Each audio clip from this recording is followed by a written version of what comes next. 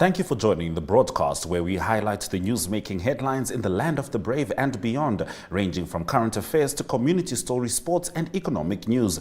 In the news today, MICT CRAN plan is to roll out increased 4G services. UK diplomat must respect our courts, says MICT Executive Director. And Canada population grew by over 1 million for the first time ever last year. I am Ashwin Berry, and this is NMH at 1.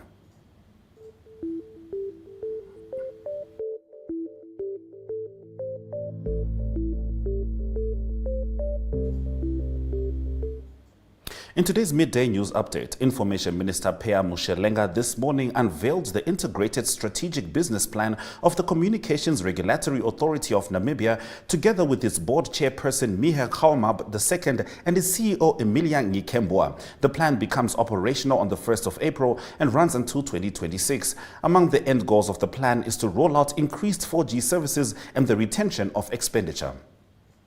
Remember to engage with these stories on our social media throughout the broadcast. Visual news coming up after the break.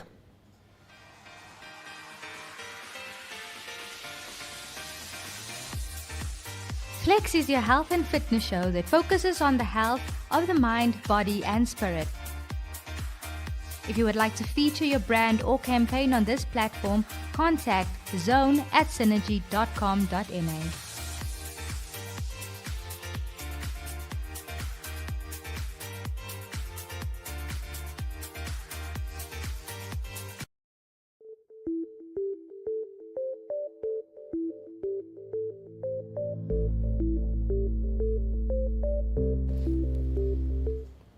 Namibia is in attendance at the 3-day United Nations Water Conference taking place in New York, represented by Prime Minister Sarako Ngagelwa Amadila, Agriculture, Water and Land Reform Minister Carl Schlantvine, and the ministry's Executive Director Ndiakupi Ngituwamata and other technical officials.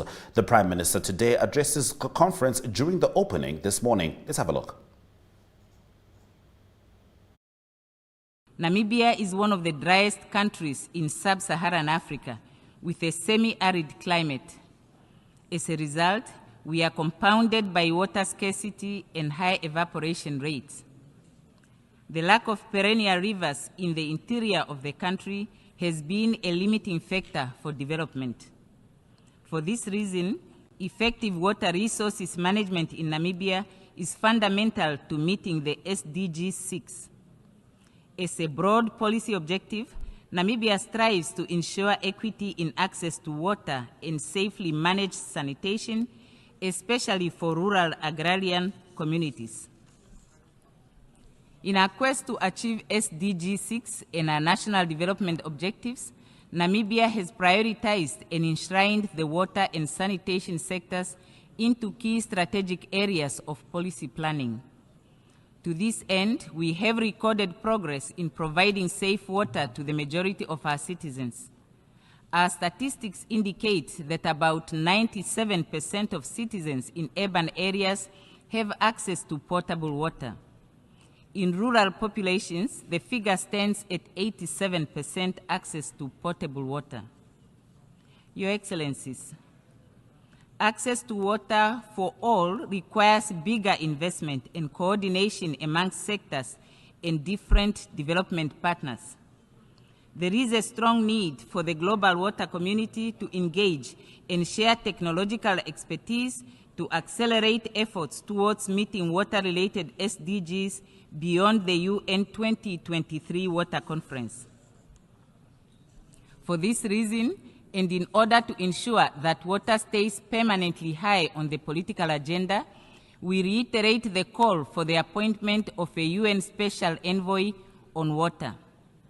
The appointment of a UN Special Envoy on Water would go a long way towards improving coordination amongst various agencies and bodies currently dealing with the issue of water and help turn from an internal body to a membership-based body. Water needs a dedicated champion to put its cardinal relevance to the preservation of life, development, peace and security center stage. Executive Director in the Information Ministry, Dr. Audrin Mate, has hit back at British High Commissioner to Namibia, Charles Moore, over remarks made on Twitter recently. The Namibian Sun gives us the full story in the newspaper review.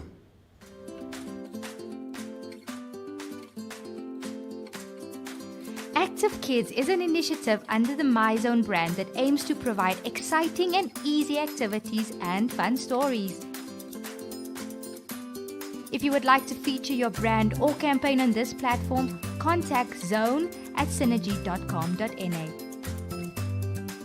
Active Kids, where we actively invest in your future.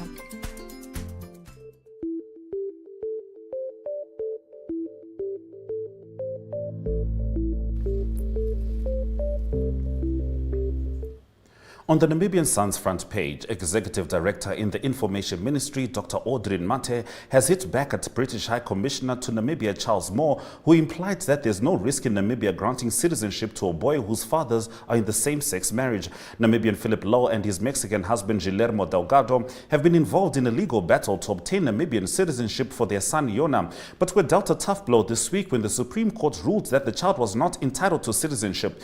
Responding to questions by Namibian Sun yesterday, Mate said he did not address the merits of the Supreme Court ruling, but rather urged the British diplomat to respect it. The point about the ambassador's post seems to incite people against the ruling of the Supreme Court.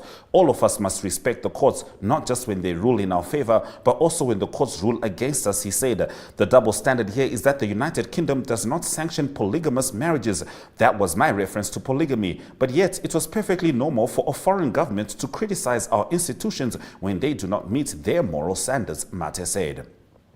On its page 3, the paper reports that Rundu Town Council cannot afford to hire a private lawyer to challenge a court claim by its previous debt collector, Red Force Debt Management, which is suing the cash-strapped council for 9.2 million Namibian dollars.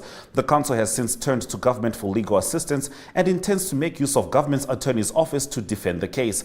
However, by the look of things, Red Force may be entitled to a default judgment since there has so far been no indication that the matter will be opposed. Red Force filed the suit on 14 February, while the Rundu Town Council is awaiting a favorable response from the government's attorney's office. In the Republicans' lead story, in new witness statements filed in the High Court last Friday, the father of a 9-year-old girl who died in Mariento last year after being chased around and run over by a bakkie has chronicled how his daughter urged him not to cry just moments before she died. Ella Mupolo is suing smallholding farmer Johan Meyer for 5 million Namibian dollars for killing Hendrina Mupolo, who together with her mother and other relatives were found picking leftover beans on Meyer's farm along the banks of the Fish River. Hendrina's mother, Anna Marie Auchamos, was also suing the farmer but recently withdrew her claim. Mupolo, however, is pressing ahead and through his lawyer Norman Shombe last week filed his witness statement. According to the paper's page 3, it is reported that Fly Etosha intends to be airborne by June if all its ducks are in order. These are the sentiments of Representative William Ekanjo, who said the company has every intention of becoming operational soon, despite an earlier bid by local aviation company Fly Namibia to challenge its plans. Fly Namibia has since abandoned its objections. Big plans for UIS, reports the Algemene Zeitung. According to the mining company Andrada, formerly Afritin, the extraction of tin, lithium and tantalum at UIS has made good progress. The company's management paints a rosy picture of the economic future. And on the paper's page 3, it reports that people accused of witchcraft are subject to stigmatization and cruel and inhumane treatment in society. It is hoped that a legal framework will be created against this. We continue with the Namibian after the break. The Agenda is a weekly national affairs interview program hosted every Sunday by Namibian Sun editor Toyvon Jabela, featuring a panel of high-profile newsmakers, analysts and experts. If you would like to feature your brand or campaign on this platform, contact agenda@synergy.com.na. The Agenda, focused on today's conversation.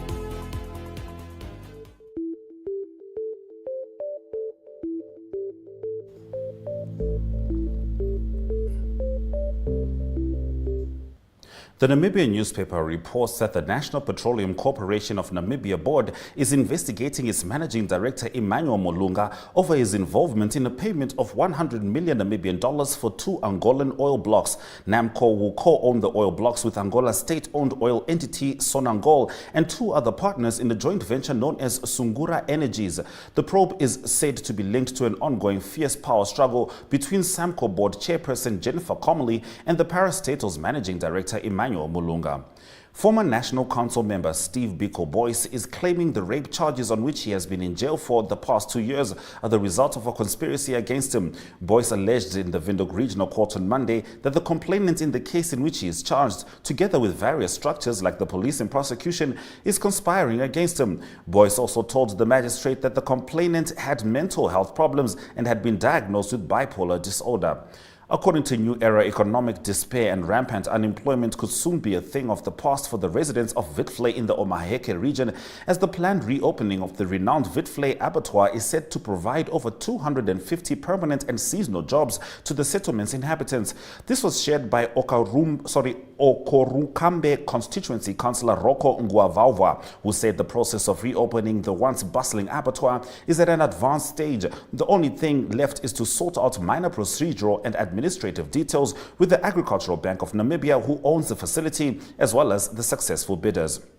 On to page 3, the Popular Democratic Movement yesterday called for the immediate release and dropping of charges against activists Michael Saddam Amshelelo and Dumulkeni Nauyoma, as well as Member of Parliament Ina Hengari. A youth protest against unemployment, which was supposed to take place on Tuesday in Windhoek, resulted in the arrest of the group. The protesters were denied permission to march by the High Court on Tuesday morning. However, some angry youth persisted and gathered at Kadutura Youth Center to commence their demonstration. Commerce Regional Crime Investigations Coordinator Crispin Mubebo arrived at the venue and declared the protest illegal and gave protesters just 5 minutes to disperse.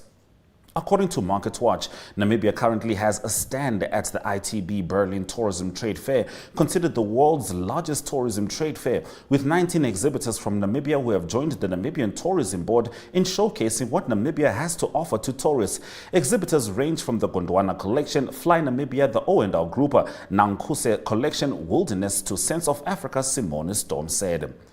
Japan International Cooperation Agency expert team leader Shigeki Kahawara has cautioned that the Namibia Logistics Hub Master Plan project faces serious competition for inland cargo transport. More on this story in Economic News shortly. Africa Good Morning is the current affairs program that brings you the latest from Southern Africa and beyond. News, economics, sport, weather, interviews, and so much more. For any advertising or news-related queries, contact agm@synergy.com.na. Africa Good Morning, bringing Africa to you.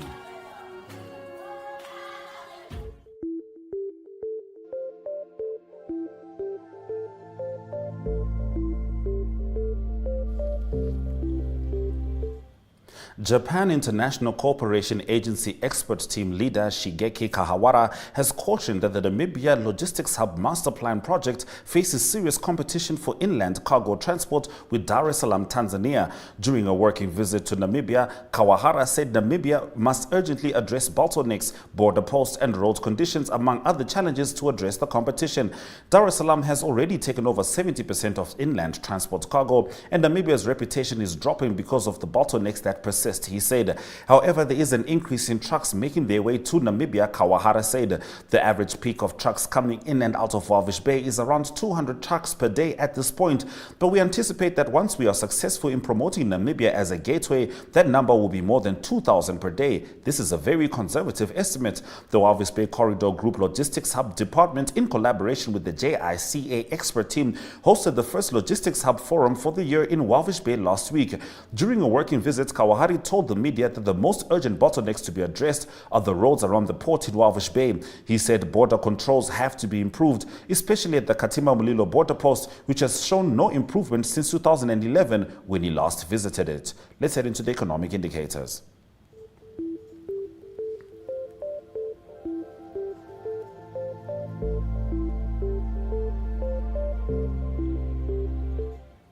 The Namibian dollar saw a 0.4% upsurge against the US dollar and euro, while a 0.3% increase was seen against the British pound and Chinese yuan. No movement seen on the NSX, with stock retaining their prices. MTC still trading at 7 Namibian dollars and 8 cents. Local index remains unchanged, while overall index closed at 0.54% increase. And gold shows a drop in price to $1,949 and 35 cents, while other commodity prices have increased, notably Brent crude oil by 0.82%. A U.S. couple detained in Uganda since December, accused of torturing a 10-year-old boy in their care, was granted bail yesterday. Stay with NMH at 1 for an update.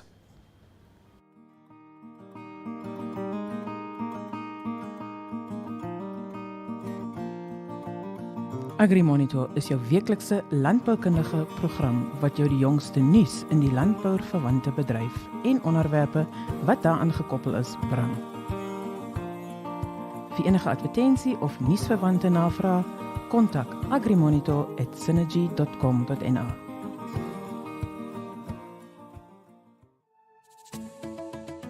Kom kuier gerus elke Vrydag aand saam met Arjougar, waar hy vooruitskouing doen van wat op die sportvelde reg oor die wêreld gaan plaasvind.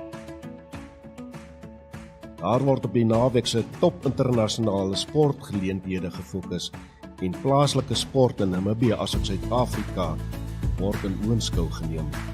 Die kenners praat saam en huidige asook oud spelers gee hul mening en ons hoor grootlik sommer uit die spreekwoordelike perd se bek.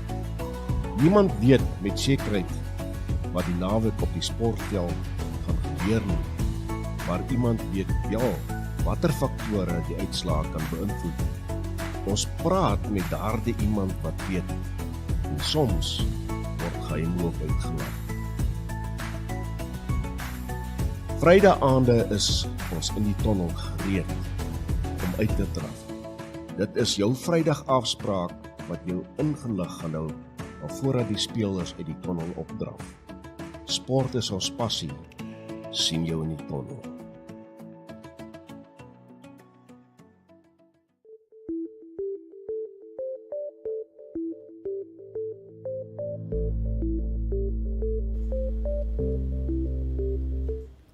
A U.S. couple detained in Uganda since December, accused of torturing a 10-year-old boy in their care, was granted bail on Wednesday by a court in the capital, Kampala. Nicholas Spencer and his wife, Mackenzie Leigh Matthias Spencer, both 32 and from South Carolina, were initially charged with aggravated torture and aggravated child trafficking of a boy they had fostered and were living with in Kampala.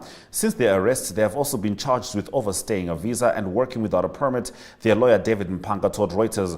The offense of aggravated torture of a child in Uganda carries a maximum sentence of life in prison. Now, the couple, who have lived in Uganda since 2017, have pleaded not guilty to all the charges. In their bail application, the couple said they had medical conditions which could not be adequately treated while in jail. On Wednesday, the court judge Isaac Mwata ordered them to pay cash bail of 50 million Ugandan shillings, which is equivalent to $13,000 each, and prohibited them from leaving the country. Prosecutors have accused the couple of having recruited, transported, and kept the child through abuse of position of vulnerability for purposes of exploitation, according to the charge sheet. People who identify as gay in Uganda risk life in prison after Parliament passed a new bill to crack down on homosexual activities. It also includes the death penalty in certain cases. A rights activist told the BBC the debate around the bill had led to fear of more attacks on gay people. There's a lot of blackmail. People are receiving calls that if you don't give me money, I will report that you are gay, they said. The bill is one of the toughest pieces of anti-gay legislation in Africa. Homosexual acts are already illegal in Uganda, but this bill introduces many new criminal offenses, as well as making merely identifying as gay illegal for the first time. Friends, family, and members of the community would have a duty to report individuals in same-sex relationships to the authorities. It was passed with widespread support in Uganda's parliament on Tuesday evening. Amnesty International has called the bill, which criminalizes same-sex between consenting adults, appalling, ambiguous, and vaguely worded. The White House has warned Uganda of possible economic repercussions if the new law comes into force. In the weeks before the debate, anti-homosexual sentiment was prominent in the media. An activist who wanted to remain anonymous told the BBC. Let's head into the international news.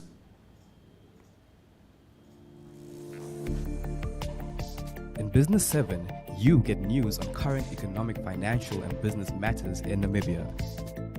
The weekly show features interviews with experts and in-depth analysis of burning issues in a way that caters for ordinary Namibians and business connoisseurs alike. For news-related or advertising queries, please contact B7 at synergy.com.na.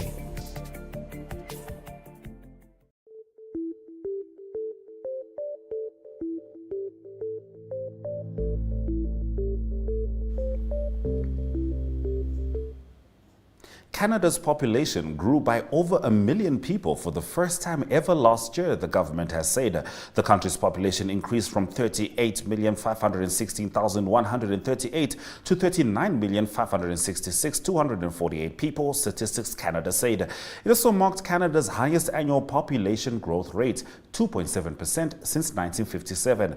The increase was in part fueled by government efforts to recruit migrants to the country to ease labor shortages, Statistics Canada said.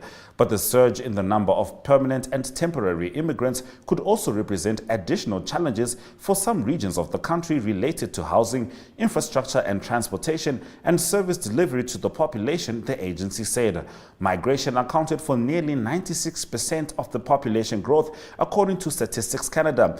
Prime Minister Justin Trudeau has made efforts to attract more immigrants to the country. Last year, the government announced a plan to welcome 500,000 immigrants by year 2025. Federal police in Brazil have arrested 9 suspected members of a criminal group after raids across the country to foil an alleged murder and kidnapping plot. Several politicians and public figures were among the targets of the plans, police said. Senator Sergio Moro, a former judge who led Brazil's largest ever corruption case, was also believed to be targeted. Police sources said the gang had links with Brazil's largest criminal group. Some 24 raids were carried out by police on Wednesday in the capital, Brasilia, as well as in the states of Sao Paulo, Mato Grosso do Sul, Rondônia, and Paraná. The group was plotting to commit homicides and kidnapping for ransom in at least 5 of Brazil's 26 states, with the targets being public servants and officials, federal police said. A murder plot against several public officials was investigated and identified. Today, the federal police is making arrests and searching against this gang, Justice Minister Flavio Dino said on Twitter. In local sports, we start off with news from the Brave Warriors. Stay with us.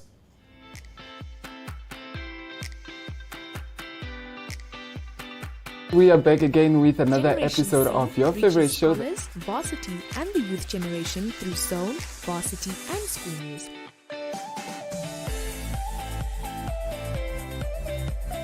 If you'd like to feature your brand or campaign on this platform, contact Zone at synergy.com.na.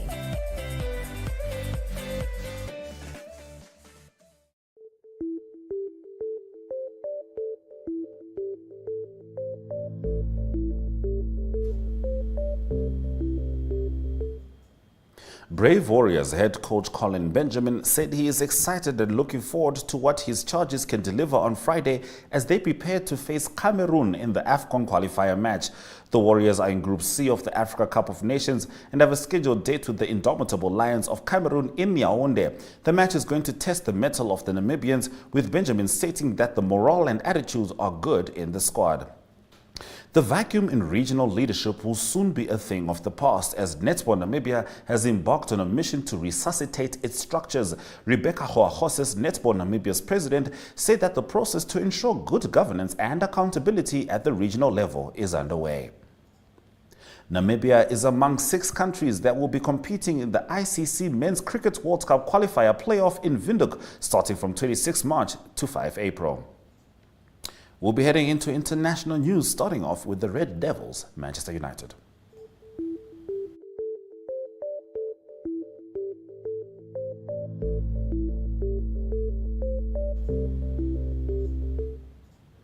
The battle to buy Manchester United heated up on Wednesday as Qatari banker Sheikh Yassim bin Hamad Al Thani and British billionaire Jim Ratcliffe prepared to raise their bids for the 20-time English champions. South Africa prop Vincent Koch said on Wednesday his Test teammate Eben Etzebeth helped convince him to return home and join the Durban-based Sharks. Koch, who's 33, will leave Stade Francais after this year's Rugby World Cup for a deal at Kings Park Stadium. Tottenham Hotspur forward Dejan Kulusevski said the players must respect manager Antonio Conte's words and that he had not felt slighted by the Italian's stinging criticism of the club. If you are just joining us, this is still NMH at 1, and we'll get into the highlights from today's broadcast after this break. Take a load off and tune into another episode of Brave Namibia as we take a look at both ordinary and extraordinary Namibians. Brave Namibia is broadcasted on NTV Saturdays at 6:30 p.m. and Oneuptwo.com, as well as broadcasted on the following Facebook platforms on Wednesday at 5:30 p.m. Republican, Allgemeine Zeitung, Namibian Sun, and all Namibia Media Holdings pages. For more information, contact the Brave team at brave@synergy.com.na. Brave Namibia, for the ordinary and extraordinary Namibians. Kaap vol Hoop vertel stories van die Kaap en sy mense en uit die stories en ervarings deel ons mooi en unieke plekke om te sien en te ervaar. Kaap vol Hoop gaan waar die Kaapenaars gaan en gaan kuier waar die Kaapenaars kuier. Van die strande tot die wynlande en die sportvelde tot die restaurante. Ons kuier dalk sommer ook in iemand se kombuis vir daai familieresep van ouma. Ons eet die Kaapse tradisionele kosse en drink van sy beste wyne. Kaap vol Hoop gesels met die gewone Kaapenaar en soms ook met die meer bekendes, maar week vir week vertel ons elkeen sy eie unieke storie op sy unieke manier. Kaap vol Hoop kyk ook uit vir die Namibiërs in die Kaap. Sommige kom kuier net en sommige maak die Kaap hulle nuwe tuiste. Namibiërs in die Kaap gesels saam met Kaap vol Hoop en deel self die mooi, die uniek en lekker wat op hul pad kom. In alles is Kaap vol Hoop 'n program wat die mooi en die lag na vore wil bring en 'n program waar ons mekaar kan opbou en leer. Daar is hoop. Daar is 'n Kaap vol Hoop.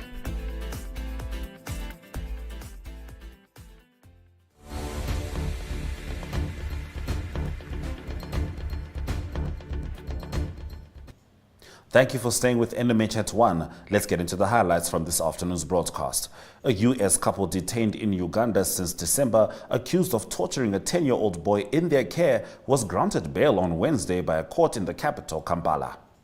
Canada's population grew by over 1 million people for the first time ever last year, having increased from 38,516,138 to just over 39 million people, Statistics Canada said. And Namibia is among 6 countries that will be competing in the ICC Men's Cricket World Cup qualifier playoff in Windhoek starting from 26 March, running up until the 5th of April. Those have been your highlights. Remember to tune in every weekday at 1 p.m. to spend your lunch hour with NMH at 1, catching up with the latest news in Namibia, Africa, and the rest of the world, ranging from current affairs to economic news, sports, and international headlines. It's goodbye from us in studio. Cheers.